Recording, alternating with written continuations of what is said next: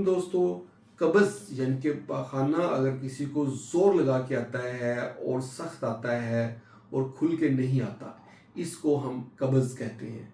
और कब्ज़ के लिए जो है ना, हमने एक बहुत सारी पहले वीडियोस बनाई हैं। आज हम बताते चलें कि कब्ज़ अगर किसी को है तो उसको अपनी डाइट के ऊपर तवज्जो देनी चाहिए और लाइफस्टाइल पे। अगर वो एक्सेसिव एक्सरसाइज करता है कोई शख्स और पानी वाफर लेता है और फाइबर वाली डाइट लेता है, यानी कि सब्जियां और फल खाता है और छिलके समेत और बीज समेत खाता है। जैसे कुछ लोगों को आदत होती है कि वो अमरूद खा रहे हैं तो बीज भी निकाल दिया, छिलका भी उतार दिया, सेब का छिलका उतार दिया। इस तरह नहीं करना।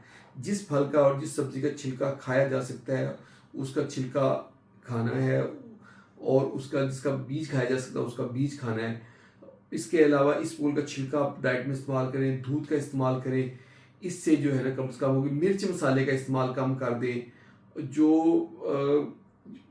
डाइट होती है फास्ट फूड टाइप डाइट होती है, और मैदे का इस्तेमाल ये कम कर देना। फास्ट फूड नहीं लेनी, मैदा कम लेना है। ये सब चीज़ें अगर आप छोड़ते हैं तो कब्ज़ से आपको छुटकारा पा सकते हैं। और कब्ज़ अगर हो तो उससे और बहुत सारी बीमारियाँ जन्म लेती हैं। जैसे उससे बवासीर हो सकती है, एनल फिशर्स हो सकते हैं।